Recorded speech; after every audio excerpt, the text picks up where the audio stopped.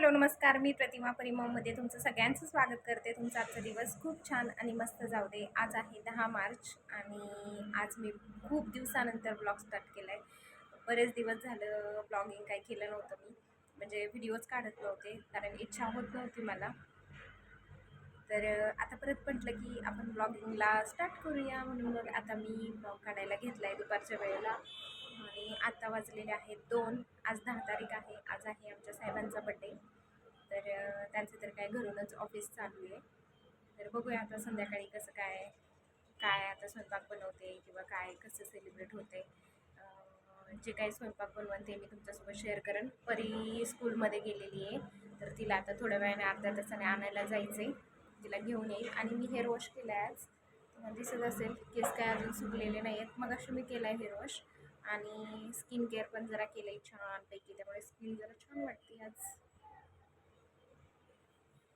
Hello. तर खूप दिवसापासून मला एक गोष्ट तुमच्यासोबत शेअर करायची होती, पण काही चांगला कंटेंटच मिळत नव्हता आणि खूप दिवस झाले मी ब्लॉगिंग पण स्टॉप केलं होतं. जेवढे काही जुने ब्लॉग्स होते ना मी शूट केलेले, तेच मी तुमच्यापर्यंत पोहोचवत होते आणि अजूनही पोहोचवते.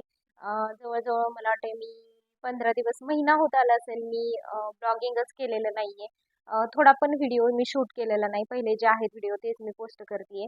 पण आत्ता व्हिडिओ पोस्ट करण्याचं कारण आहे आणि खूप खूप भारी कारण आहे. कारण ना होळीच्या दिवशी मला सकाळी सकाळी मेल आला आणि मेल आल्यानंतर मी पहिला तो बघितला. म्हटलं कशाचा मेल आहे म्हणून बघितला, कारण मेल असे येत राहतात, ह्यांच्या कामाचे पण असतात, त्याच्यामुळे मग सारखे मेल चालू असतात. म्हणून म्हटलं असेल काही कामाचा, पण मी वाचल्यानंतर मला समजलं. म्हटलं हा आपला कोलॅबरेशनचा मेल आहे. होळीच्या दिवशी माझं पहिलं कोलॅबरेशन आले आणि एवढा आनंद झाला मला कोलॅबरेशन आल्यानंतर, कारण मी ज्या गोष्टीसाठी इतकी मेहनत केली आहे, इतके दिवस झाले, मी 2 ते 2.5 वर्ष झाले मेहनत करते या गोष्टीसाठी फक्त.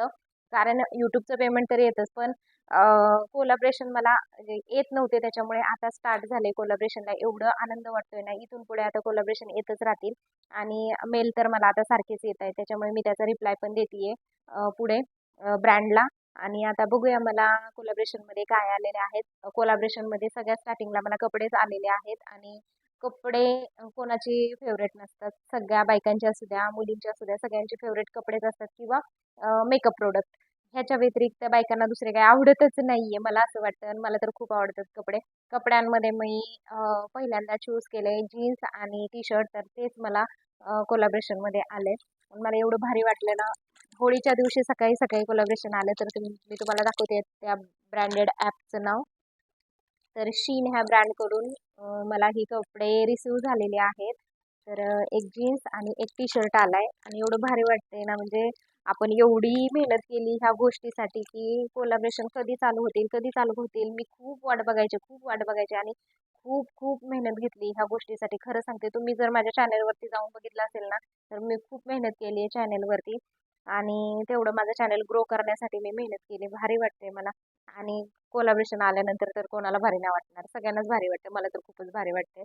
तर आता जीन्स दाखवते मी तुम्हाला. तर ती ही अशी जीन्स आहे. माझ्याकडे ब्लॅक कलरमध्ये होती, डार्क कलरमध्ये, डार्क ब्लू कलरमध्ये पण होती, पण अशी फेंट कलरमध्ये नव्हती, म्हणून मग मी अशी जीन्स घेतली. तुम्ही बघू शकताय आज साईडला असे पॉकेट्स आहेत पायाला, इथे आपल्या निलेंच्या इथे. आणि खूप भारी आहे, मला खूप आवडले. आणि कपडा तर काय सांगायचं, आता एकच नंबर कपडा आलाय आणि स्ट्रेचेबल आहे. असं नाही की म्हणजे काही काही जीन्स अशा असतात ना स्ट्रेचेबल नसतात, तशी ही स्ट्रेचेबल आहे, त्याच्यामुळे एकदम कम्फर्टेबल आहे. कशीही घाला, कसंही आपण प्रवास करू शकतो, कुठेही घालू शकतो, घरामध्ये सुद्धा घालू शकतो. इतकी छान जीन्स आली आहे, त्याच्यामुळे मला तर खूप आवडली आहे. तुम्हाला जर मागवायची असेल ना, तुम्ही शीन ह्या ॲपवरून कपडे मागवू शकता. खरंच खूप भारी आहे. आणि टी शर्ट पण आलाय, टी शर्ट पण घेतलाय, हे बघू शकताय. तो पण दाखवते. अशा झिप लॉक बॅगमध्ये आलेला आहे, मस्त. ब्लॅक कलरमध्येच मी टी शर्ट मागवलाय, कारण जास्तीत जास्त करून मला ब्लॅक कलर खूप आवडतो. साड्यांमध्ये असू द्या, जास्तीत जास्त करून इरकल साडीमध्ये तर ब्लॅक कलर मला प्रचंड आवडतो. तर असा ब्लॅक कलरचा टी शर्ट आहे, मस्त आहे. आणि कपडा पण त्याचा एकदम असा घट्ट कपडा आहे, असा हलका कपडा नाहीये. भारी कपडा आहे, असा आरपार सुद्धा दिसत नाही, इतकं छान आहे. मस्त आहे, छान आलं. माझं पहिलंच कोलॅबरेशन आहे आणि ते पण होळीच्या दिवशी कोलॅबरेशन आले. मला एवढं भारी वाटलं ना. आता कोलॅबरेशन स्टार्ट झालेले आहेत, शिवाय सारखे सारखे मेल पण मला येत आहेत, त्याचे मी रिप्लाय पण देते. आणि मस्त वाटते, आपल्या कामाची पोचपावती मिळाल्यासारखं वाटते. एवढं कष्ट केलेल्याचं चीज वाटते. एवढे मी ब्लॉग केला, सगळे मला म्हणायचे की काय मिळते त्या ब्लॉगमधून, आणि काय करते आणि काय ते घरातलं दाखवायचंय किंवा कशाला असलं काही करायचंय आपल्यात कोण करत नाही. पण मी ह्या सगळ्या गोष्टींकडे दुर्लक्ष केल्याशिवाय ना बाहेरची माणसं सुद्धा माझ्याकडे जाता येता बोलत नसायची किंवा माझ्याकडे असं वेगळ्याच नजरेने बघायचे. म्हणजे नाही का आपण जसं काय जगा वेगळं काहीतरी करतोय असं त्यांना वाटायचं. पण ना मी कोणालाच घाबरली नाही आणि म्हणजे मला असं वाटतच नव्हतं. मी माझ्या कामामध्ये खुश होते, त्याच्यामुळे मी कोणाचं टेन्शन अजिबात पहिल्यापासून घेतच नाही. घेतलं पण नाही आणि घेणार पण नाही इथून पुढे. ज्यांना काय बोलायचंय ते त्यांना बोलू द्या. आपण म्हणायचं देव त्यांचं भलं करो आणि आपण आपलं कामाला परत पुन्हा मी आता नव्याने माझ्या कामाला मी सुरुवात केली आहे आणि भारी वाटतंय मला. इथून पुढे माझे छान छान ब्लॉग येत राहतील तुम्हाला. त्याच्यामुळे तुमचा सपोर्ट असंच कायम राहू द्या. आणि खूप जणी माझा ब्लॉग बघतात. लाईक नक्की करत जा गं मैत्रिणींनो, नक्की करत जा. आणि तुमच्या मित्रमैत्रिणींपर्यंत माझे ब्लॉग शेअर करत जा. सबस्क्राईब केलं नसेल तर सबस्क्राईब करा. आणि तुम्हाला ही कशी वाटली माझी जीन्स आणि टी शर्ट हे तुम्हाला कसं वाटलं मला नक्की सांगा. आवडलं असेल तर नक्कीच एक लाईक करा.